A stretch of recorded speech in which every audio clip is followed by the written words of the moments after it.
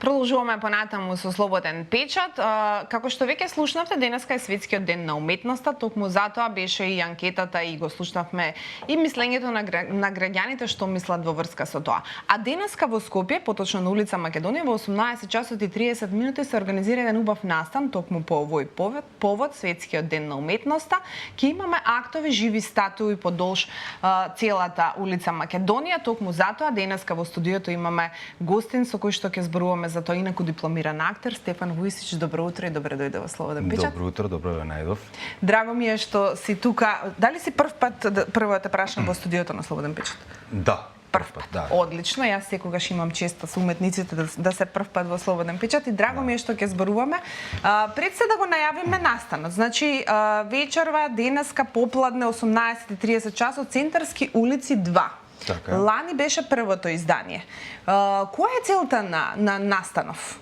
Дали е целта да ги извадиме граѓаните да ја видат уметноста поблиску на самите улици, да им ја доближиме малку уметноста, да видат дека уметноста не се случува само во театар, на концерт, туку можеме да имаме и на улиците? Да, тоа е супер прашање, да. Мислам као реторичко прашање. Да, тоа е една од главните причини. Да не биде изолирана уметноста, да не биде уметноста во 4 ѕида или во некоја рамка каде што треба некој да се натера на некој извесен начин за да отиде да ја види, или да ја чуе, или да ја доживее, туку некако да се појави меѓу нас и да се за момент да се избледи таа линија помеѓу уметност и некоја реалност која што ја живееме моментално. Што е многу возбудливо и што е секогаш тенденција, барем кај мене, тоа да се долови таа поента, да можеш да ја избледиш линијава, да не е тоа стерилен случај кај што нешто ние правиме таму, па после кога ќе излеземе од таа врата, од тој простор, ние да сме си некои регуларни, непросветлени и непроменети луѓе. Така да ова е многу точно што го кажа и да речеме втората поента е да ја разбиеме, што некако и се надоврзува и со првата, да ја разбиеме монотонијата и да ја разбиеме рутинската живеачка кај нас. Да, да. Не е лесно, нели, да се привлече вниманието, особено со нешто што веќе го зборувавме, особено со нешто кое што нема свој изразно средство, нели? Живата статуа нема изразно средство како говор, тон, музика, небитно. Уметничка слика нема изразно средство. Тоа е жива статуа, само стои и треба да се привлече вниманието. Тоа е предизвик веројатно за секој актер, ти си актер, не се сите актери што се живи статуи, артисти, можеме да ги наречеме. Кажи ми колку треба претходна подготовка, зборуваме и физичка и психолошка подготовка за да се постигне тој момент да бидеш фокусиран, да представуваш еден акт жива статуа. Да не мрднеш, а сепак да го привлече вниманието на минувачите. Да, така. Па да, тоа е ко прво стварно немаш изразно средство кое што е некој медиум помеѓу тебе и публиката. Не е нешто преку кое што можеш ти да се изразиш или извадиш. Немаш изговор, стоиш и да, како нешто интересно кажа тука при крајот баш. Искушение, како се вика? Искушение. Да стоиш така, за некој повеќе, за некој помалку. Јас мислам дека голема улога има и каков човек си приватно. Мислам дека луѓе со краток фитил, мислам дека ќе има за нијанса поголем проблем, бидејќи ќе ги удираат разни информации од страна и они ќе треба да се сносат со тоа или да се изборат со тоа на начин кај што они ќе делуваат недопирливо. Да. Приватно може се што да ни се случува во глава и во телото, али да пробаме тоа да не го прикажеме би било доблест. И тоа е добар тест за истите тие, кај што ти преку ова можеш да и да поднаучиш работи, како да се справиш со одредени удари од страна, од надвор, пошто ние сме секојдневно со разни удари од разен тип. Дали некој дофрлање од страна, дали некој било какви на работа, ситуации, конфликти, случајни минувачи и собствените импулсивности, да ги задржиме и као некоја медитација, да можеме да се сведеме на некоја, да влеземе во некоја зона кај што ние ќе сватиме дека тоа и не е најпримарната работа и не е најнеопходната која што во тој момент би ја одбрале, него ние имаме нешто што е уште по-суштинско, а тоа е само можеш ти да проследиш целата ситуација додека ова се случува покрај тебе, како некои свајпови и скролови на Инстаграм е тоа. Како само се случува и ти си некој главен карактер у целата приказна додека они сами се селектираат и одселектируваат. Ама од тоа е приказната. многу интересно со ова со селектирањето, затоа што, пази, тука немаме публика која што дошла специјално како што оди публика на представа, па се дотираш, па се средува, идеш конкретно со цел ке гледам представа и си подготвен за тоа. Точно. Тука некој излегол доиде до пазар да се види со некој случај, некој може би добро, окей, дошол на настана да ве види. Меѓутоа претежно се луѓе кои што немале намера да восприемат уметност. И наеднаш ти го привлекуваш вниманието на некој што можеби нема некој посебен став во однос на уметноста и го задржуваш неговото внимание и тука ги селектираш луѓето, нели? Кој можеш да приметиш кој колку има осет за уметноста, кој како си го воспитал детето. Точно. Тоа е интересен момент, го приметувате сето тоа, нели? Се приметува. Тоа се навраќаме исто и на претходниот муабет со селектирањето и одселектирањето. Баш така, и они самите тоа си го прават на себе. Ти ништо не правиш, ти си некој што некако си како некој огледало, рефлексија нивна. Така да они според тебе се штелуваат и самите се исклучуваат и клучуваат од приказнава. Така да има луѓе кои што некако ја разбираат целата ситуација, од некои, не знам, нивни причини, може како што викаш се поблиску до уметноста како таква, али ова статуа фест е нешто и да си статуа е нешто баш е тенка линијата, као меѓу некоја уметност и нешто што можеш да го видиш насекаде. Сега ние носиме некоја боја и некој костим, што сепак на крајот од денот тоа не е примарната работа. Примарната работа е како овие стојат вака и како не се движат, според мене. И како не може некако као да станува нереално. И таа нереалност кој како ќе ја восприеми е негова проекција. Некој може да восприеми као што е, стојат тука, губат време. Ништо. Губат време. Тоа он така размислува дека тоа е губење време, пошто он не може да си дозволи да си го изгуби времето и затоа трчка од точка А до точка Б за да заврши работи кои што му се може да и одамна завршени или никад нема ги заврши. И он е со тој или она е доаѓа од таа позадина. Има некој што ќе се задржи и ќе проба да те простудира, ќе проба да се смири себе си, да се ускромни себе си преку тебе, како да гледа некој филм кој што може да ти смени емоциите во тој даден момент, да те трансформира и да можеш да се осетиш за момент исполнето и доволно во овој даден час или минута. Значи ти можеш да гледаш и си поминеш убаво и да сватиш дека ништо не те брза, освен ако е нешто ургентно, ништо не те премногу се не те држи за врат. Значи ова се ситуации кои што ти докажува дека време во малце ние си го одредуваме колку да е брзо и споро. И има секакви минувачи кај што гледаш и според децата гледаш какви се родителите, децата како реагираат на тебе. Јас сум прилично позитивно изненаден децата колку си имаат сите некој колективно видување на овие работи, иако родителите може им се диаметрално различни. Они имаат некои принципи, некој пристап кај што имагинација е у преден план. Да, и они исконски ги имаат играта, имаат играта и одма се надоврзуваат и одма креираат приказни преку тебе и со тебе. И они одма може да се они самите го доживуваат целото тоа ти што стоиш. Они самите мислат дека прво не е добро ти така да стоиш, ај мрдни сега и после од кога ќе се изнервираат, ќе им помине таа состојба, ќе преиде у некоја интересна состојба на зачудување и интрига. Како може чекај уште стои, па дали уствари стои сепак реален, ја не требаше да му се наљутам до толку. Значи после и после има заплет, па после има некоја перипетија и на крајот има некоја резолуција кај што они ќе се осетат како леле и колку беше ова интересно, а ја може при тоа да ги наградам со некое мало ситно движење или со некој гест кој што ќе им укаже дека дека бил вреден целиот тој пат. А некогаш они ќе бидат задоволни со само тоа што ја никогаш нема ни да мрднам. Да, И они само ќе се бидат многу така израдувани и фасцинирани кај што само така ќе си заминат негде и ќе си го имаат тоа во меморија за секојаш. Да, секако. Да. А кажи ми, има ли кризи? Доживувате ли кризи додека стоиш? Да. Од секој аспект, и физички, не знам, те заболи рака, мускул, небитно, и психички, кога некој, нели, она што зборувавме, влегуваш во свесно искушение, свесно се искушуваш себе си, Тоа е супер да фраза, стоиш, а некој да те закачи и да ти го одвлекува вниманието, а ти да останеш фокусиран и посветен на тоа што го правиш. Има ли кризи? Од секој аспект зборувам. Има и кризи. психолошки и физички.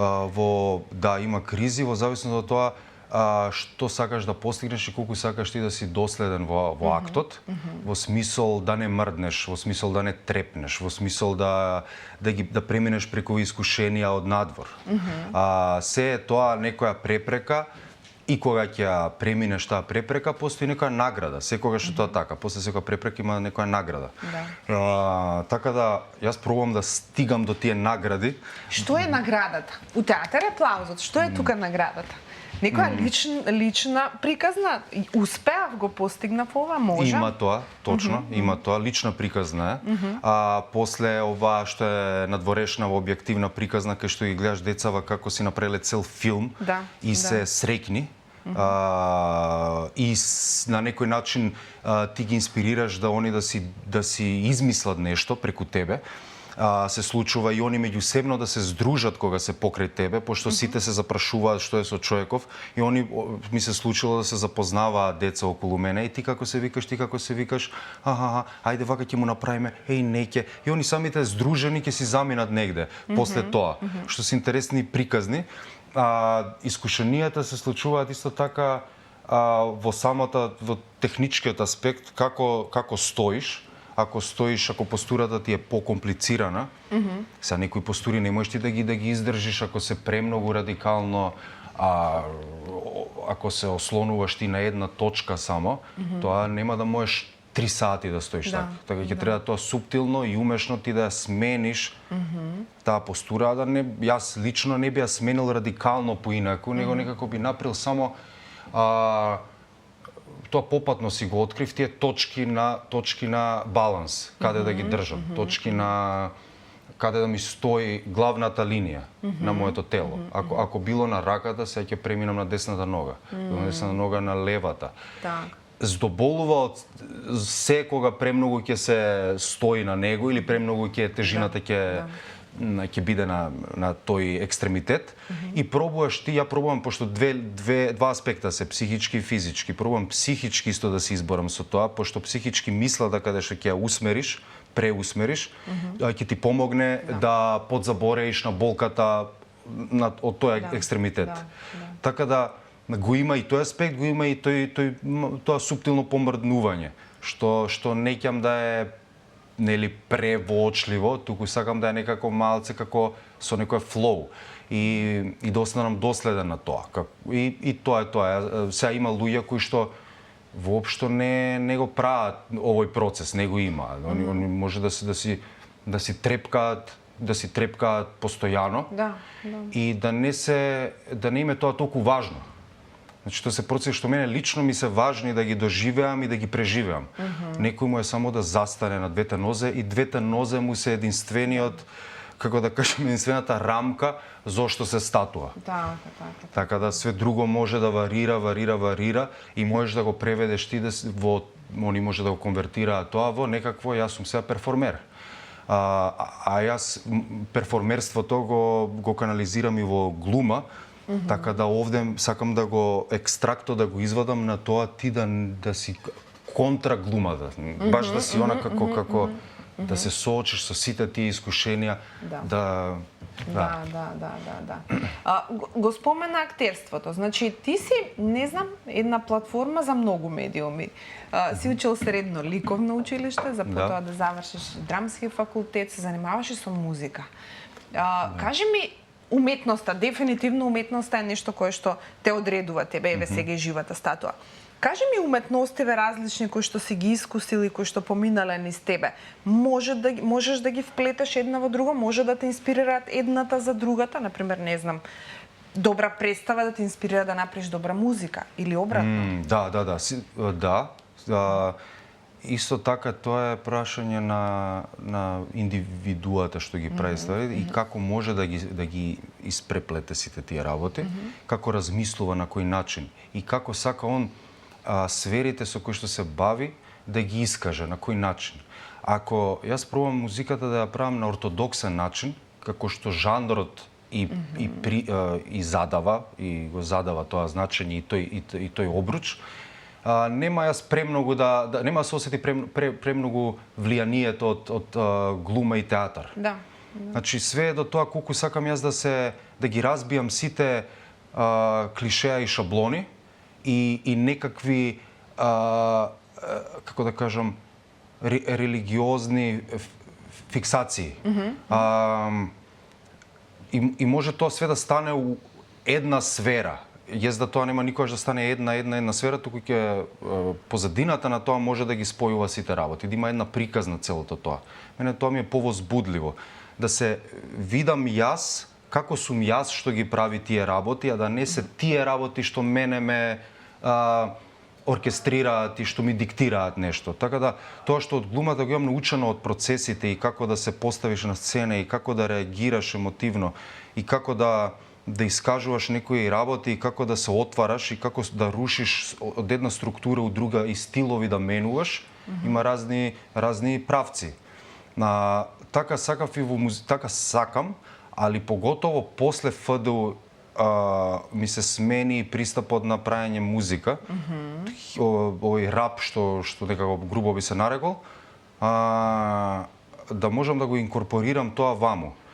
Да разбијам конвенции, да разбијам зададени параметри, да разбијам дури некаква потајна мрзливост кај тие луѓе што сакаат да се роб на некои параметри, така да потежок е патот така, да можеш ти да провлекуваш ствари, затоа што нема да бидеш прифатен пред се, нема да бидеш толку фамилиарен у тој смисол, нема да бидеш толку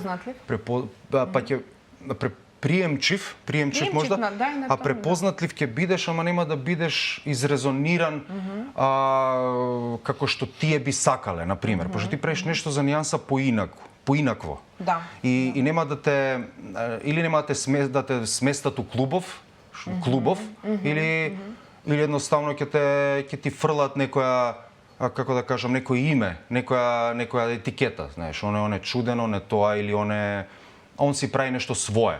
Тоа свое, јас секогаш кога сум видел дека некој у историјата, уметноста прави нешто свое и што за момент ми е чудно, дури сладко кисело и мене ме заинтригирало многу поише него нешто што ќе ми се залепи одма на уво и на фаца и ќе си кажам ова е Да, ама вечната борба помеѓу она да се изреализираш себе си, па колку и да е тоа чудно и различно од другите, и тоа да бидеш прифатен или препознат. Така е. Таа вечна борба на вечна борба е. И за тоа дур се прават стварите што ти сакаш да ги правиш, има песна или има представа или улога која што многу ќе се приврза за неа, ќе им се допадне.